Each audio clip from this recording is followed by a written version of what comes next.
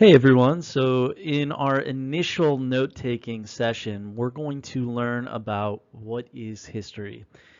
And I know that this is something that you have talked about in past classes and past courses that you've taken, but this is really just going to be about, what are the methods of history, what do historians do, and then what are some of the important concepts. So if we're just thinking about, a simple definition of what is history, it's really the study of past events. And that's probably something that, you already knew. Okay? But there are reasons why we study history. It's not just so that we can look through old pictures, but really history helps us to understand ourselves better. Okay? It helps us to look at the successes and failures of our human ancestors. It helps us to understand how past events shape the present and will shape the future. It gives us a better understanding of others. It helps us to understand how events over time have helped shape societies and individuals. But also it teaches us about the nature of change. And change is something that is so monumental to what we experience as human beings. I'm sure all of you have gone through changes in your life, and that, is reflected in history as well. A couple other reasons why it's important. Helping us to learn about the successes and failures of others helps us to make better decisions. Okay? If we choose to reflect, if we choose to learn, if we choose to apply those lessons to our life, then we can lead better lives in the future. And the last major reason is that it helps us to appreciate those from the past. And, mostly for the characteristics that potentially made them great, the sacrifices that they took. And so we may enjoy the fruits of their labor, or in other words, just appreciate what they've done for us as human beings. So one of the most important concepts that we're going to talk about this year is that issue of time. And history is so connected with time because we are looking at past events, a progression of events from the past to the present and into the future. And our ability to talk about time helps us to sort of organize the past and understand the sequence of events that things took in order to make history more coherent and more understandable for all of us. And coherent is just a word that means, clear or clearer understanding. Another important concept is that of cause and effect. And I'm sure this is something that you've talked about in classes of yours throughout time. Okay? But really, cause and effect, if we're thinking about something else like Newton's laws of motion that I'm sure all of you have learned about in science class, I really reflect on the idea that for every action that is taken, there is a reaction that occurs due to that action, right? And so this same idea is at the heart of thinking about the events that occur in history. Okay, so for instance, if we're looking back at the 1700s in America, okay, first you have the French and Indian War is fought in the American colonies. The British who fought in this war on the side of the Americans, okay, end up taxing the American colonists for the cost of the war because they felt like since they controlled the colonies and since this fight was taking place in the Americas, that they should shoulder some of the cost.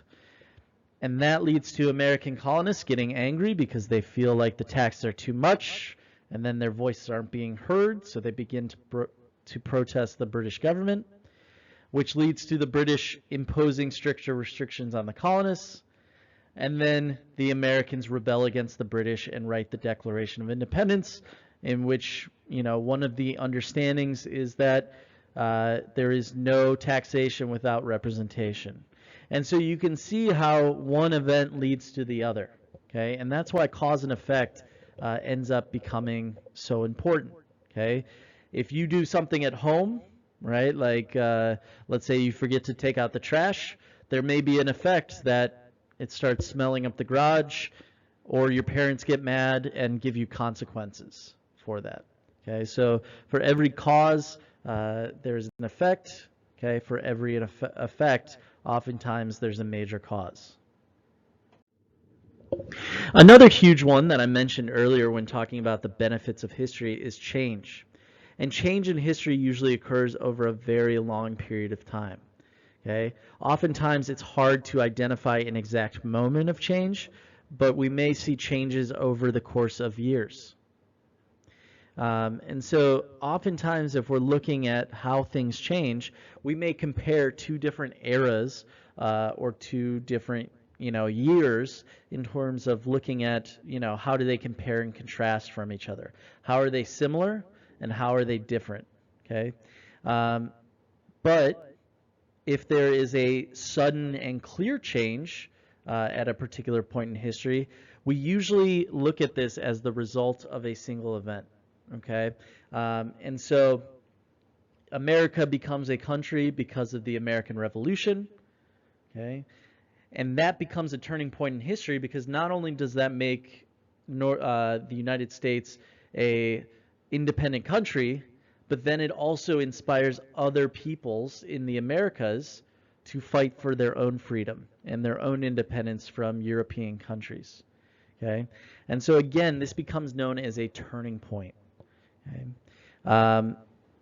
Now, the opposite of change is continuity, okay, or continuity. And so that's when similar themes or events can occur, and it's the opposite of change. Okay. So you have change, in which things happen over a period of time, things are different, and then continuity or continuity, where similar things end up happening. Another couple important concepts to remember is contextualization and periodization. So the first one, contextualization, okay, this is the act of placing a certain event in proper context. Okay, what things are going on that shape this moment in time. So if I were to think about you as an individual and I was trying to contextualize you, I wouldn't just say, you're a 15-year-old boy or girl, right? I would place you in a proper context in order to better understand why you behave the way you do or the actions that you take, right? You live in the year 2022. You were born in the first decade of the new millennia, okay? And so that changes how we view you. Another one is periodization. And this is the division of history into distinct periods or eras of time to facilitate analyzing and studying history. Oftentimes when we think about decades, like if you think about the last several decades, if you're watching a show or something like that, okay, you may see, someone in the 70s dressing in bell-bottom jeans and doing disco, and then in the 1990s, they may be dressed completely differently. Okay? I think there's a Disney World commercial that's doing that same exact thing, showing that differences between time. And we do that throughout our study of history to understand how things are different or similar from each other and placing them into distinct periods of time. Okay? Being able to analyze history using these two historical skills is key to being a good historian. Right? You want to be able to contextualize things, you want to be able to give more explanation to things, but you also want to be able to place them in their proper time period or context. Another one that's really, really important to the idea of history is perspective. And this is a point of view that every single person has, including the creators of sources or documents that has described historical events in time. Okay, and so perspective becomes so important because you can begin to understand where the person is coming from and also to make decisions based on what they're writing about based on their point of view. Okay, so this can be, based on everything from age to gender to ethnicity or race to social class or position to values, to beliefs, okay?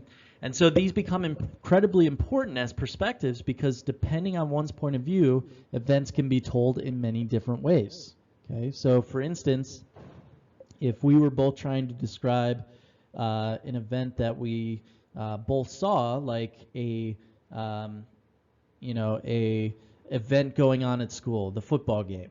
Okay, so if we both go to the football game, we may have completely different perspectives on someone getting hurt or someone scoring a touchdown based on our position within things. Okay, you may look at it differently if you're a freshman or a senior, if you have friends on the team, if you play on the team, if you go to another school. All of these things affect how and shape your perspective on how you view this event. And the same thing holds true for history, okay? And trying to understand the past. Moving into a couple other key concepts that we're going to be talking about over the next couple of lessons and throughout the year, a couple other concepts to keep in mind in terms of not only perspective, but in terms of the other concepts we've talked about. The first is really power, the capacity or ability to direct or influence the behavior of others or the course of events. Okay, oftentimes those in power not only get to control or have greater control than other people over what happens in those events, but then also the retelling of those events have often come down to who's been in power and potentially who's been not in power. The next one, position. So that's one's job or social position, and that can really influence how you view events. So if we're talking about a war, a general may have a different perspective on things from a private in an army, okay, or a lower ranking officer. Okay. The next one is one that you might not have heard before. It's called agency. And this is an ability of an individual to have power and resources necessary to fulfill their potential and also fulfill their position. Okay. Oftentimes I like to think of this as sort of like independence and sort of like power. Okay. So again, if I have agency, I have the ability to do what I need to do in order to help someone or to act within my role and to fulfill my potential. The last of these four is bias. And bias is something that we want to really make sure that we're thinking about as we're analyzing sources throughout the year or looking at history. Okay, what is that person's potential bias? And that is prejudice for or against something or someone. And it can really color our ability to see the past clearly and accurately. Now, in terms of how historians learn more about the past, we've talked about all these concepts, but how do they actually, where do they look to in order to figure out more? Well, they read, they analyze, they evaluate many sources on the same subject to be as unbiased or objective as possible in researching what happened in the past because they want to get it correct. And so they may use things like books written by other historians. They may look at the person's diary entries. They may look at artifacts like weaponry or other things that have been left behind by our ancestors in the past, as well as letters, newspaper articles from that time period, and many other sources. And within that, there are people who have power. There are influences from position, and then also the agency and the bias that the person holds. And so that's why, we want to be thinking about these concepts so much. Now, on your own, in your notes organizer, you're going to be answering this question. So how can we be good historians? So be thinking back to some of the other stuff that you've seen. And while you write this down, you can pause the video. And when you're done, just continue playing the video. So again, how can we be good historians reflecting back on what we've learned today?